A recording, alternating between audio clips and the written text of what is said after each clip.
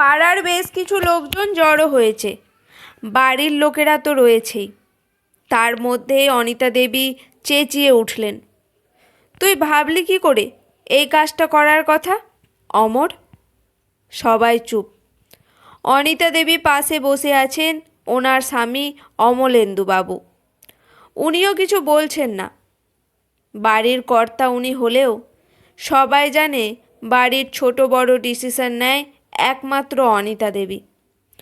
চাকরি আর তারপর ব্যবসা সামলে চিরটাকাল অমলেন্দু বাবু বাড়ির জন্য বিশেষ সময় পাননি। সেই থেকে ধীরে ধীরে অনিতা দেবী হয়ে উঠেছেন বাড়ির সর্বময় কর্ত্রী। আর সেটা অমলেন্দু রিটায়ার করার পরও বিশেষ পরিবর্তন হয়নি। তোর লজ্জা করলো না? সবে প্র্যাকটিস শুরু করেছিস, কত পয়সা ইনকাম করিস, এত বড় সিদ্ধান্ত কোন ভরসায় নিলি? কি খাওয়াবি ভেবেছিস? তাও যদি জানতাম সেরকম কেউ, শেষে হরেনের মেয়ে হবে রায়বাড়ির বউ। সামনে দাঁড়িয়ে অমর চুপ করে আছে। আসল ব্যাপারটা হচ্ছে অমর অনিতা দেবীর ছোট ছেলে। সে সবে ওকালতি পাস করে প্র্যাকটিস শুরু করেছে। এরই মধ্যে সে পাড়ার হরেন পুরুতের মেয়েকে পালিয়ে বিয়ে করেছে। বিয়ের পর তারা এতদিন পালিয়ে বিভিন্ন আত্মীয়াদের বাড়িতে কাটিয়েছে লুকানোর জন্য। শেষমেশ জানতে পেরে অমরের মেজদা ওদের আজ নিয়ে এসেছে। আমার বড় মেজ দুই বৌমাই শিক্ষিত, উচ্চ বংশের, প্রচুর বড় লোক। তাই ধুমধাম করে ওদের এই বাড়িতে আমি এনেছি। আর এ হবে কিনা রায়বাড়ির বউ, পাঁকে যার জন্ম। টুপটুপ করে চোখের থেকে মোটা মোটা চোখের জলের ফোঁটা নিজের পায়ের চটিটার ওপর পড়ল মিনতির। পরনে ছাপার একটা লাল রঙের শাড়ি, মাথায় ঘোমটা। শ্যামলা মাঝারি হাইটের সদ্য যুবতী একটি মেয়ে, চোখগুলো যার টানা টানা, ছোট্ট পান পাতার মতো মুখশ্রী। মাথা নিচু করে দাঁড়িয়ে আছে সে। তার বাড়ির থেকেও কেউ তাদের মেনে নেয়নি। করবেই বা কেন? সদ্য স্কুল পাস করা মেয়ে যে তাদের না জানিয়ে বিয়ে করবে, এটা তারা ভাবেনি। ঠিক আছে মা, যা হওয়ার হয়ে গেছে, এখন ওদের ঘরে নাও মা। কি বলছিস মেজ খোকা? আত্মীয়দের কাছে আমি মুখ দেখাবো কি করে বলতে পারিস? লজ্জায় আমি মরে যাচ্ছি। আমার ছেলে হয়ে সে এই কাজ করলো। অনিতা দেবীর কথা অনুসারে বলতে গেলে বলতে হয় ওনার বড় ছেলে অসীম পেশায় নামকরা ইঞ্জিনিয়ার, আর মেজ ছেলে অনিল সরকারি উচ্চ পদে কর্মরত। পাড়ায় ওরা প্রতিষ্ঠিত নামকরা অর্থশালী ফ্যামিলি। ওনার দুই পুত্রবধূই উচ্চশিক্ষিত। স্বভাবতই অনিতা দেবীর এতগুলো কথা বলা সাজে। উল্টো দিকে হরেন বাবুরা চক্রবর্তী ব্রাহ্মণ হলেও একেবারে নিম্নবিত্ত, আর মেয়েটি 12 পাস করেছে সবে। যাই হোক, পরিস্থিতি দেখে অমলেন্দুবাবু বললেন, আহা, ভুল করে ফেলেছে, কিন্তু এ তো আর বাইরে রেখে দেওয়ার জিনিস নয়। যা হবার হয়ে গেছে। এইবার বৌমাকে বরণ করে ঘরে তোলো। কখনোই নয়, আমি বরণ করব না। তোমাদের যদি এত ইচ্ছে থাকে তোমরা করো। শ্বশুরমশাইয়ের ইচ্ছে অনুসারে মেজ বউ নন্দিনী মিনতিকে বরণ করে ঘরে তোলে।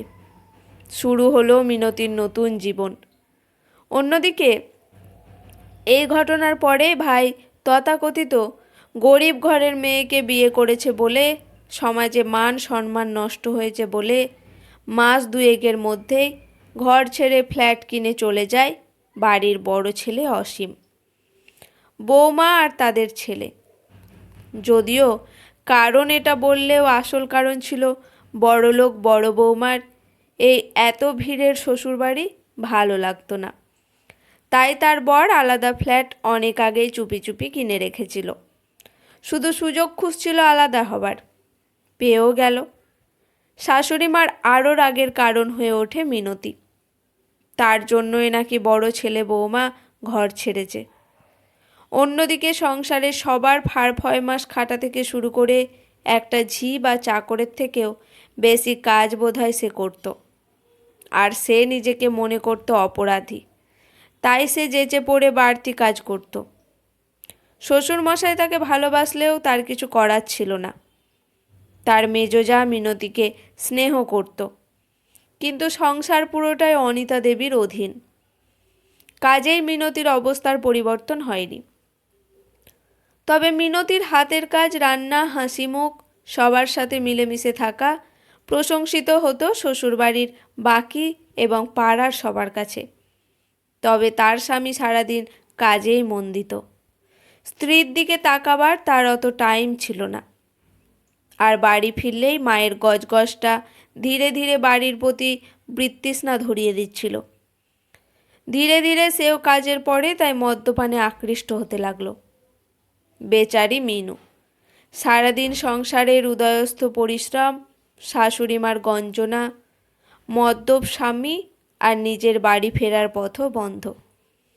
লেখাপড়াটাও জানতো না সে। সবসময়ই মনে হতো কি ভুল আমি করলাম, কিন্তু তার জন্য তার বেরোনোরও পথ ছিল না। দুই একবার ভেবেছে একেবারে পালিয়ে বাঁচবে, তারপর আবার এও ভেবেছে তার যা কপাল, যদি সে না মরে তাহলে তো অবস্থা আরও শোচনীয় হবে। হায়রে অদৃষ্ট, পালিয়ে বিয়ে করার চরম শাস্তি যেন সে ভোগ করছিল। এর মধ্যে শরীর জানান দিল ছোট্ট প্রাণীর উপস্থিতি। মা হলো মিনতি।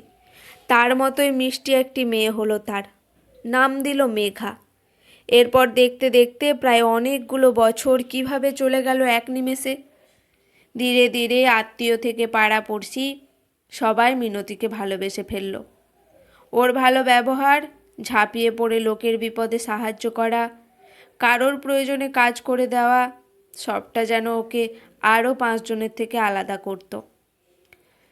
শ্যামলা গড়ন, মাথায় একরাশ চুলের মিষ্টি মিনু আজ মধ্যবয়সী নারী। শ্বশুরমশাই গত হয়েছেন বছর 10 হলো। মেজ ভাসুরও ট্রান্সফার হয়ে বেশ কিছুটা দূরে থাকেন, আজ বছর 5। শাশুড়িমার দেখাশোনা, এত বড় বাড়ির রক্ষণাবেক্ষণ সব মিনতির ওপর। এরপরও বড় জায়ের ছেলের পৌতে কি মেজ জায়ের গৃহপ্রবেশ, সব কিছুতে আগে ডাক পড়ে মিনতির। এককালে দূরে ঠেলে দিলেও কালের নিয়ম যেন অনিতা দেবীকে বুঝিয়ে দিয়েছে মিনতির কতটা প্রয়োজন এই বাড়িতে। ছোট ছেলে অমেরও বেশ কিছু অসুস্থ, অল্প বয়সে চরম নেশাগ্রস্ত হয়ে এ হাল করেছে। বাড়িতেই ছোট চেম্বার খুলেছে, এইটুকুই সামলায়। তার দেখাশোনাও মিনুই করে, অথচ সম্প্রদান, অগ্নিসাক্ষী, শপথবাক্য কোনোটাই তাদের হয়নি। একটা মন্দিরে এক চিলতে সিঁদুর ছুঁয়ে দিয়েছিল মাত্র, তার জোরেই মিনু এত কিছু সইছে আজ এতগুলো বছর ধরে। কে জানে, মাঝে মাঝে মিনুরও অবাক লাগে। এর মধ্যে একদিন হঠাৎ ঘুমের মধ্যে স্ট্রোক হলো অনিতা দেবীর। বিছানাতেই শয্যাশয়ী হলেন। আবার যেন মিনুর পরীক্ষা উপস্থিত। সত্যি বলতে কি বাকি উচ্চশিক্ষিত আর উচ্চ কর্মরত পুত্র আর পুত্রবধূরা চেয়েও দেখেনি মাকে। মিনুর চেষ্টা আর সেবা শুশ্রূষাতেই অনিতা দেবী দীর্ঘদিন বাদে সুস্থ হয়ে ওঠেন। খাইয়ে দেওয়া, স্নান করানো সর্বস্ব অত্যন্ত মমত্বের সাথে করেছিল মিনু।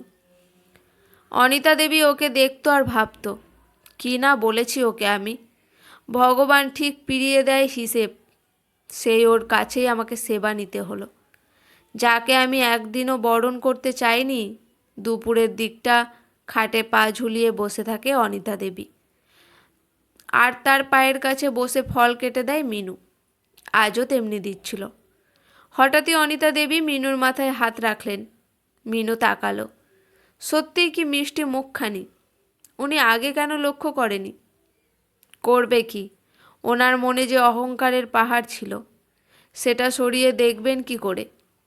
এ যে একটা লক্ষ্মী প্রতিমা, টানা টানা চোখ, শিশুর মতোই হাসি। বললেন, তোর ওপর আমি অনেক অন্যায় করেছি মিনু। আচ্ছা, তোর অনুশোচনা হয় না রে? কিসের জন্য?